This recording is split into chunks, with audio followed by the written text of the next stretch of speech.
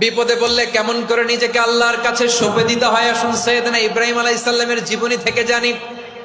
আল্লাহর খলিল ইব্রাহিম আলাইহিস সালাম আমাদের মতো সমাজ ব্যবস্থা পায় নাই। আমরা জন্মের পরে আমাদের কানের ভেতরে আজান দিয়েছে কে? একামত দিয়েছে কে? আমাদের বাপদাদারা আমাদের কানে আজান দিয়েছে কি? দেয় নাই। আমাদের জন্মের পরেই তো আজান, একামত, বাড়ির পাশে মসজিদ, প্রতিদিন আজান, জুমার খুতবা, প্রতি মাসে মাসে তাফসিরুল কোরআন মাহফিল, মসজিদ, মিনারা, অভাব নাই। ঠিক কিনা বলেন? আপনি যেই সুন্দর ইসলামিক এনভায়রনমেন্ট পেয়েছেন, আমাদের ইব্রাহিম খলিল উনিও কি এরকম পেয়েছিলেন? হ্যাঁ, উনি জন্মের পর পরে ওনার কানে আজান দিয়েছে কেউ? আমার প্রিয় ভাইরা, আগা গোড়া একটা শিরকি পরিবেশ উনি জন্মগ্রহণ করেছেন। উনি ছাড়া ওই তল্লাটে একজনও আল্লাহর উপর বিশ্বাসী নাই। কল্পনা করতে পারেন? গোটা তল্লাটে, গোটা দেশে বিশ্বাসী মুমিন, আল্লাহর উপর বিশ্বাস স্থাপনকারী কয়জন? সবাই বলেন কয়জন? বাকি সব মুশরিক। বাকি সব মুশরিক নিজের সাথে নিজে শক্ত বোঝাপড়া করে, অ্যানালজি করে, সেলফ কনভারসেশন করে উনি মহা সত্যের সন্ধান পেয়েছেন। উনি আকাশের তারা দেখে ভাবে মনে হয় এটাই আমার খোদা, পরে দেখে তারা নাই, মনে মনে বলে না তাইলে এটা না। আবার চাঁদ দেখে বলে চাঁদটা বড় মায়া লাগে, মনে হয় এটাই আমার রব, পরে দেখে চাঁদও নাই, কয় না এটা না। এরপরে দ্বীপ প্রহরের জলজলে সূর্যটা খা খা করে গোটা পৃথিবীটারে রৌদ্র দিয়ে তাতিয়ে রাখে। তিনি ভাবলেন মনে হয় এটাই আমার রব, কারণ এটাই তো সবচেয়ে বড়।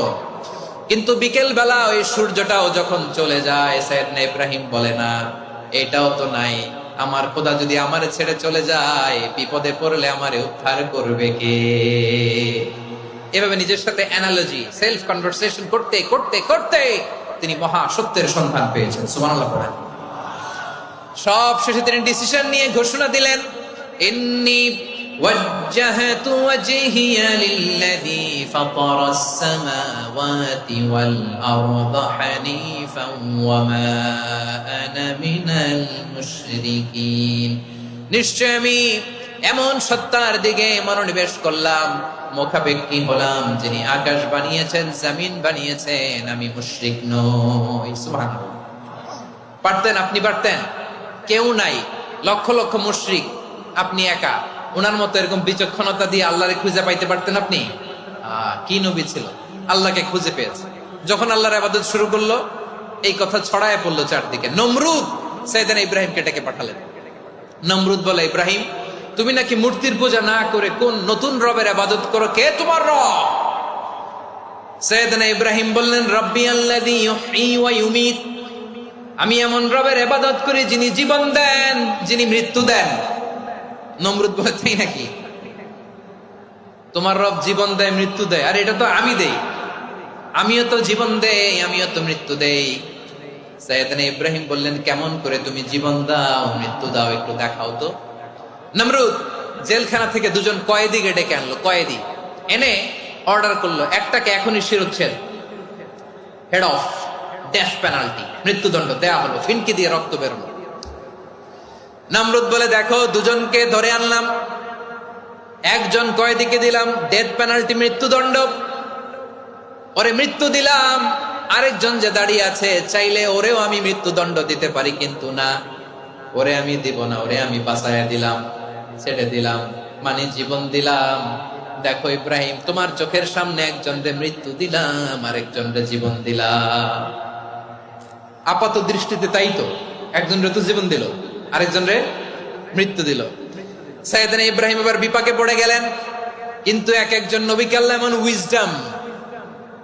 এমন উইজডম, বিচক্ষণতা দিয়ে এই জমিনে পাঠিয়েছেন। মুহূর্তের মধ্যে আল্লাহর খলিল ইব্রাহিম বললেন, ফাইন্নাল্লাহা ইয়াতি বিশ-শামসি মিনাল মাশরিকি ফাতি বিহা মিনাল মাগরিব ফাবুহিতাল্লাযী কাফার।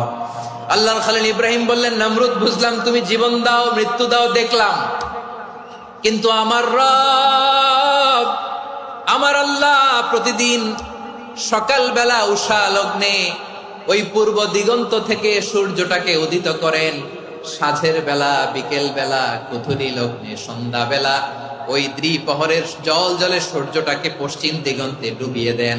মানে সকালবেলা পূর্ব দিক থেকে উদিত করা সূর্যটাকে পশ্চিম দিকে বিকেলে তিনি ডুবিয়ে দেন। তুমি যদি পারো ওই সূর্যটাকে পশ্চিম দিক থেকে উদিত করে পূর্ব দিকে ডুবিয়ে দাও। সুবহানাল্লাহ পড়বেন না? দেখেন, ইনস্ট্যান্ট ইন্টেলেক্ট, মুহূর্তে বিচক্ষণতা, উইজডম কাকে বলে? নমরুদ পারবে? নমরুদের বাপ পারবে? ওর দাদা, ওর 14 গোষ্ঠী, গোটা বিশ্বের সব ক্ষমতাধর রাষ্ট্রনায়করা একসাথে হলে পারবে? ফাবুহিতাল্লাযী কাফার, পারে নাই, ব্যর্থ হয়েছে। এবার তেলে বেগুনে জ্বলে উঠেছে, রেগে মেগে আগুন বলে ফালকুহু ফিল জাহিম। ওর সাথে তর্ক নাই, না পেরে এবার এটারে আগুনে ফেলা। বিশাল বিশাল গাছ কেটে লাকড়ি এনে আগুনের কুণ্ডলি বানানো হলো, দাউ দাউ দাউ দাউ করে আগুন জ্বলে। আল্লাহর খলিল ইব্রাহিমকে আগুনে নিক্ষেপ করা হবে। আল্লাহর খলিল সাইয়েদনা ইব্রাহিমের হাতের মধ্যে রশি দিয়ে টাইট করে বাঁধা হলো, পায়ের মধ্যেও টাইট করে রশি দিয়ে বাঁধা হলো। আল্লাহর খলিল ইব্রাহিমকে আগুনের কুণ্ডলির মধ্যে ফেলা হবে। ও মিয়া, আপনি যে বিপদের কারণে ভয় পান, হতাশ হন, এটা কোনো বিপদ ওনার বিপদের সামনে? পটুয়াখালী আওয়াজ করে বলুন, সাইয়েদনা খলিল ইব্রাহিমের বিপদের সামনে আমাদের বিপদগুলো কোনো বিপদ? কোনো বিপদই না, এটা কোনো বিপদই না।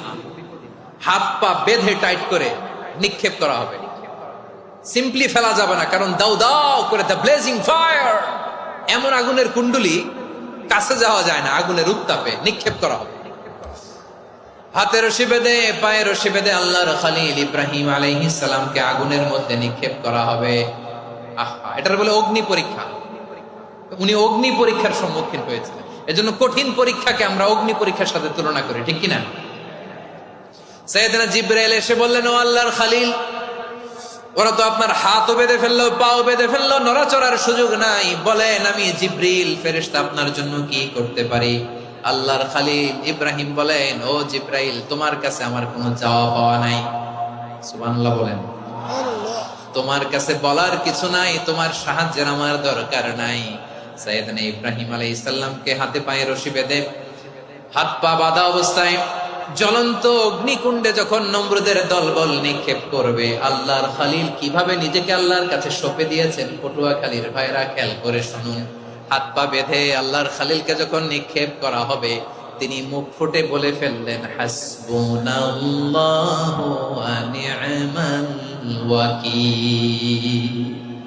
হাসবুনাল্লাহু ওয়া নি'মাল ওয়াকিল, আমার জন্য আল্লাহই যথেষ্ট, আমার জন্য আল্লাহই যথেষ্ট। তিনি আমার সবচেয়ে বড় গার্ডিয়ান, তিনি আমার সবচেয়ে বড় অভিভাবক। জিব্রাইলের সাহায্যে অফারকে ফিরিয়ে দিলেন, দুনিয়ার বুকে কারো কাছে কিছু বলেন নাই, মুখ ফুটে বলেছেন হাসবুনাল্লাহ। ও আমার পটুয়াখালীর প্রাণের ভাইয়েরা, খেয়াল রাখবেন, কোন বান্দা তার হাতে থাকা সব চেষ্টাটুকুন করার পরে মুখ ফসকে মুখ দিয়ে যখন বলে ফেলে হাসবুনাল্লাহ, বান্দা যখন হাসবুনাল্লাহ বলে ফেলে, ওই ব্যাপারটা ডিল করার দায়িত্ব স্বয়ং আল্লাহ আরশের উপর থেকে নিয়ে নেয়। আপনি যখন বলে ফেলবেন হাসবুনাল্লাহ, এটা ডিলিং করবে কে তখন? চিল্লায় বলেন না, তিনি কে? বান্দা তার সাধ্যের সবটুকু চেষ্টার পরে নতজানু হয়ে যখন বলবে হাসবুনাল্লাহ, আল্লাহ তুমি আমার জন্য যথেষ্ট, নি'মাল ওয়াকিল, তুমি আমার শ্রেষ্ঠ অভিভাবক, তখন তার কি দরকার না দরকার এটা ডিল করে স্বয়ং আল্লাহ। নিক্ষেপ করা হলো সাইয়েদনা ইব্রাহিমকে অগ্নিকুণ্ডলিতে। হাজার হাজার মানুষের দৃশ্য দেখার জন্য জড়ো হয়েছে এরকম বিশাল ময়দানে। কিন্তু কি অবাক করা ঘটনা, সবাই ভয় পাচ্ছিল, না জানে কি হয়ে যায়। আল্লাহর খলিলকে যখন আগুনের কুণ্ডলিতে নিক্ষেপ করা হয়, আল্লাহর খলিল ইব্রাহিম আগুনের কুণ্ডলির মধ্যে বসে বসে মানুষগুলোর দিকে তাকিয়ে হাসতে শুরু করে দেয়। কারণ আকাশ থেকে রব্বুল আলামিন স্পেশাল ভার্ডিক্ট নাজিল করেছেন, স্পেশাল হুকুম জারি করেছেন, কুল্লা ইয়া নারু কুনি বারদান ওয়া সালামান আলা ইব্রাহিম। ও আগুন, খবরদার, সৃষ্টি শুরু থেকে তোকে একটা ধর্ম আমি বাতলে দিয়েছিলাম, তোর ধর্ম, আগুনের ধর্ম হলো যা পাবে জ্বালিয়ে ছারখার করবে। আল্লাহ বলল, আগুন, তোর ধর্ম দিয়েছিলাম, তুই সব জ্বালিয়ে পুড়িয়ে ছারখার করে দিবি, কিন্তু ক্ষণিকের জন্য আমি তোর জ্বালিয়ে দেওয়ার ক্ষমতাটাকে কেড়ে নিলাম, জ্বালিয়ে ভস্ম করে দেওয়ার ক্ষমতা আমি কেড়ে নিলাম। কুনি বারদান, ঠান্ডা হয়ে যা। কিন্তু এত বেশি ঠান্ডা হবি না আবার আমার ইব্রাহিমের জন্য সর্দি লেগে না যায়। সুবহানাল্লাহ, এত আস্তে বললে হবে? কুনি বারদান, বারদ মানে বরফ, ঠান্ডা। ঠান্ডা হ, কিন্তু এত ঠান্ডা হবি না যাতে আমার ইব্রাহিমের কষ্ট হয়। আগুন বলে, আল্লাহ একবার বললাম ঠান্ডা হ, আবার বলো এত ঠান্ডা হবি না যাতে খালিলের সর্দি না লাগে। কেমন ঠান্ডা হব, কেমন এনভায়রনমেন্ট তৈরি করে দেব বলো। আল্লাহ বললেন সালামান আলা ইব্রাহিম, আমার খলিল, আমার কলিজা, আমার ইব্রাহিমের জন্য তুই জান্নাতের গুল বাগিচা হয়ে যা। ও ভাই, নবী মুসার মতো ঈমান হলে রাস্তা হবে সাগর জলে, নবী ইউসুফের মতো ঈমান হলে একে একে দরজা খোলে। নবী ইব্রাহিমের মতো ঈমান যদি আজও থাকে বিদ্যমান, অগ্নিকুণ্ডে দেখতে পাবে খুবসুরত এক ফুল ভাগা। কুলনা ইয়া নারু কুনি বারদান ওয়া সালামান আলা ইব্রাহিম। বান্দা যখন মুখ দিয়ে বলে হাসবুনাল্লাহ, আমার আল্লাহ আমার জন্য যথেষ্ট, এই বলে যখন নিজেকে সঁপে দেয়, তার কি লাগবে ওই দায়িত্ব স্বয়ং নিয়ে নেয় কে? সবাই বলেন, স্বয়ং নিয়ে নেয় কে? তাহলে আমার প্রিয় ভাইরা, বিপদের শুরুতেই আমরা বলবো ইন্না লিল্লাহ। শুরুতে কি বলবো? এরপরে যেই বাক্যটা পড়ে নিজের পরিস্থিতিকে আল্লাহর দরবারে সঁপে দিব, সেটা হচ্ছে হাসবুনাল্লাহ। সেটা কি? বিষ্ণু বলেন লা ইয়াজালু লিসানুকা রাতাবান মিন যিকরিল্লাহ। সব সময় আল্লাহর স্মরণ দিয়ে, জিকির দিয়ে জিহ্বাটারে সিক্ত রাখো। আর শয়তানু জাসিমুন আলা কলবি ইবনে আদম, শয়তান বনি আদমের কলবে খামচি মেরে বসে থাকে। ফাইদা যাকারাল্লাহ খানাসা, মানুষ যখন আল্লাহ স্মরণ করে, জিকির করে, শয়তান দৌড়ে পালায়। ওয়া ইদা গাফালা ওয়াসওয়াসা, যখনই বনি আদম গাফেল হয় তখনই শয়তান তার হৃদয়ে ওয়াসওয়াসা দেয়। এজন্য বিপদে পড়লে ইন্না লিল্লাহ, নিজের সব টুকুন করার পরে, নিজের রোল প্লে করার পরে নিজেকে আমরা কি বলে সঁপে দিব? সবাই বলেন, সবাই বলতে হবে। আরো জোরে বলে, মনে থাকবে? বিপদে পড়লে প্রথমে ইন্না লিল্লাহ, এরপরে নিজেকে যখন সঁপে দিব তখন হাসবুনাল্লাহ।